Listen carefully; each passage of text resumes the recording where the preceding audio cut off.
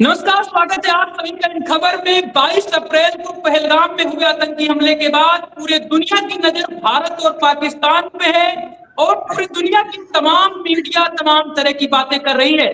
लेकिन महत्वपूर्ण हो जाता है कि भारत और पाकिस्तान की मीडिया में आजकल क्या चल रहा है, क्योंकि दोनों देशों के बीच बढ़ते तनाव के जरिए देखा जा रहा है कि किस प्रकार से ये पूरा प्रकरण जो पहलगाम में आतंकी हमला होता है, 28 लोगों की मौत होती है, फिर हिंदू मुस्लिम का एक एंगल दिया जाता है, जिसके बाद से ये पूरी घटना युद्ध का मोड़ ले रही है और तमाम देश इस बात से आशंकित है कि कहीं भारत और पाकिस्तान के बीच वार न शुरू हो जाए। लेकिन इन सबके बीच जरूरी हो जाता है कि भारत और पाकिस्तान की मीडिया में क्या कुछ चल रहा है। हमारे साथ राघवेंद्र जी हैं। राघवेंद्र जी, बहुत बहुत स्वागत है आप सभी का। और सबसे पहले दर्शकों को ये बताइए कि पाकिस्तानी मीडिया में भारत को लेकर क्या कुछ चल रहा है। बिल्कुल प्रिंस, जैसा कि आपने बताया कि इस तनाव के बाद हिंदुस्तान हो या पाकिस्तान, दोनों जगह की मीडिया में तमाम तरह की खबरें चल रही हैं। आपने देखा होगा कि किस तरीके से जो है भारत में 16 जो पाकिस्तानी यूट्यूब चैनल है उनको भी बैन किया गया। वहीं अगर आप पाकिस्तानी मीडिया की अगर बात करेंगे तो सबसे पहले देख लेते हैं कि वहाँ के प्रसिद्ध जो अखबार हैं आखिर वो क्या छाप रहे हैं या फिर जो वेबसाइटें हैं वो क्या कुछ खबरें लिख रही हैं। तो आप अगर बात करेंगे तो पाकिस्तान टाइम्स की, तो जैसे ही आप वेबसाइट को खोलेंगे तो सबसे ऊपर ही जो है बड़े बड़े स्क्रीन पे वो खबर आ रही है, जिसमें कहा गया है कि संयुक्त राष्ट्र ने भारत और पाकिस्तान से जम्मू कश्मीर में तनाव के बीच अधिकतम संयम बरतने का आग्रह किया है। यानी कि सीधा सीधा ये संदेश दिया जा रहा है कि जो है भारत और पाकिस्तान के बीच जो तनाव है उसको संयमता के साथ जो है सुलझा लिया जाए, यानी कि बातचीत से सुलझा लिया जाए। ये आप पाकिस्तान टाइम्स की बात कर रहे हैं?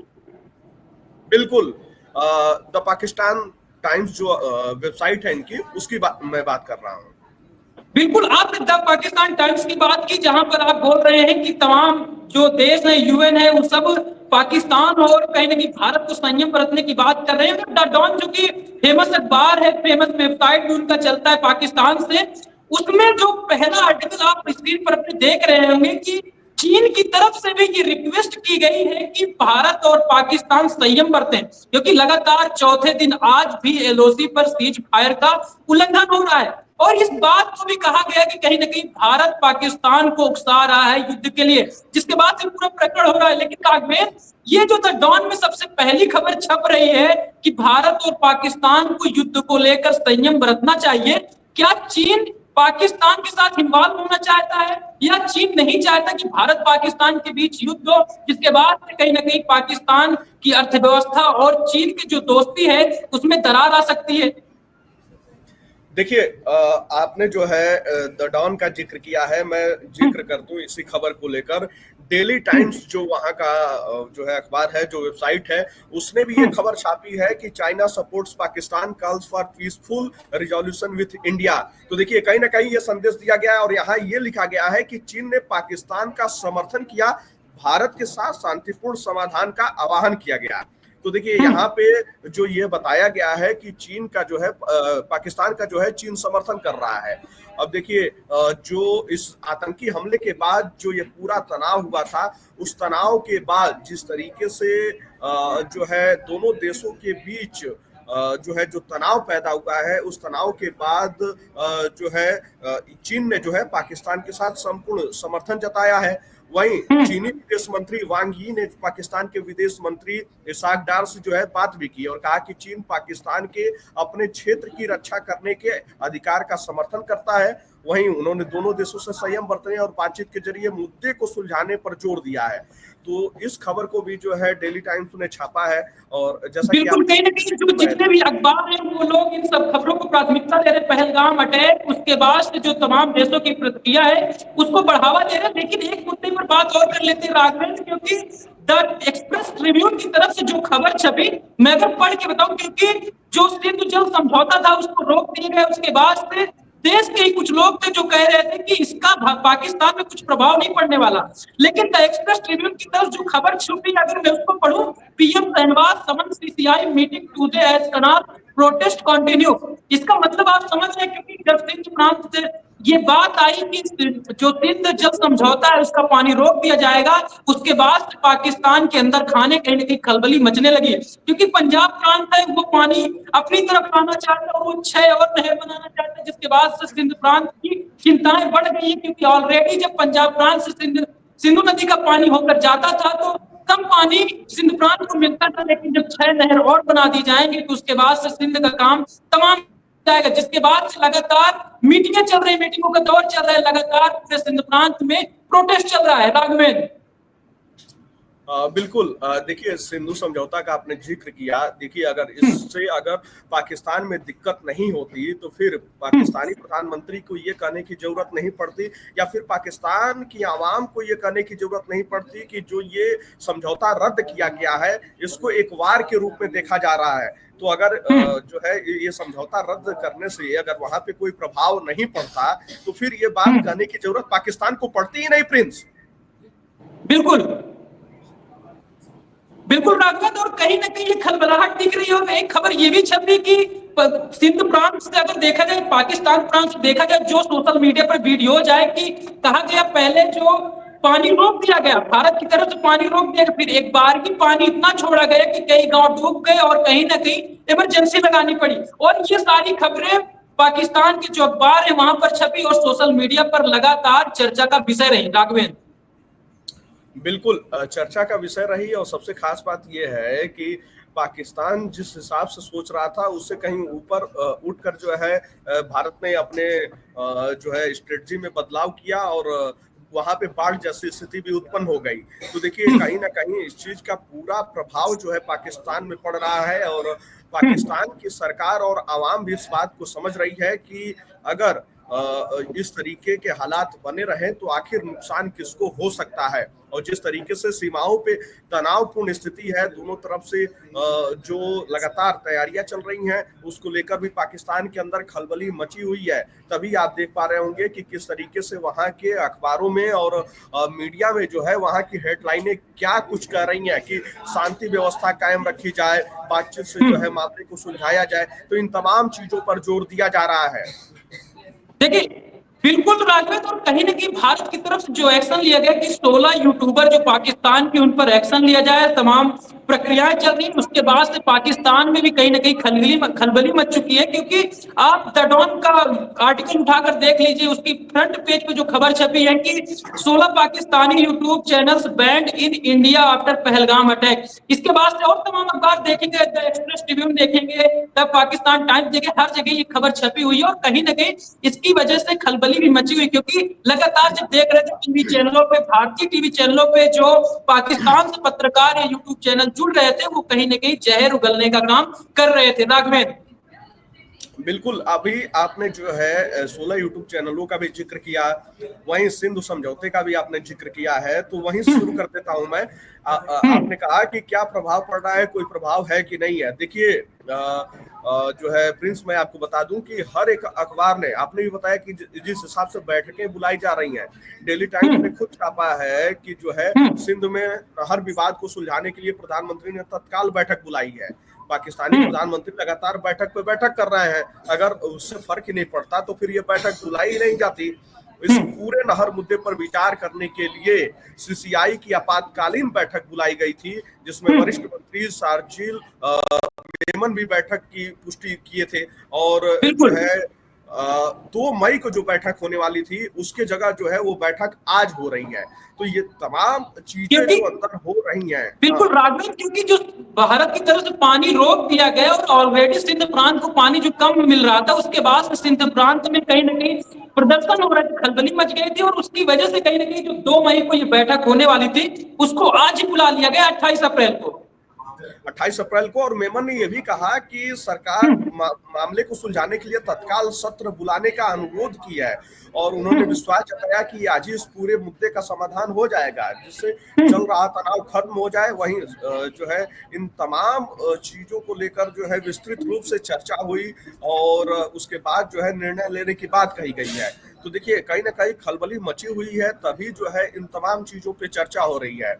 वहीं इसके बाद बिल्कुल आपने राजवेद। दूसरा मुद्दा जो छेड़ा था कि 16 यूट्यूब चैनलों को बैन करने के लिए, तो देखिए जो भी प्रतिष्ठित वहाँ के अखबार हैं, जो भी नामचीन अखबार हैं, उनके जो है फ्रंट पे हेडलाइनें हैं कि 16 यूट्यूब चैनलों को बंद कर दिया गया है। जिस तरीके से पहलगाम में आतंकी हमला हुआ, उसके बाद आप देख रहे होंगे कि पाकिस्तानी मीडिया में क्या कुछ चल रहा है और किस तरीके से जो है उस पूरे वार को लेकर किस रूप में दिखाया जा रहा है। तो इसलिए भारत ने जो है ये कदम उठाया है प्रिंस।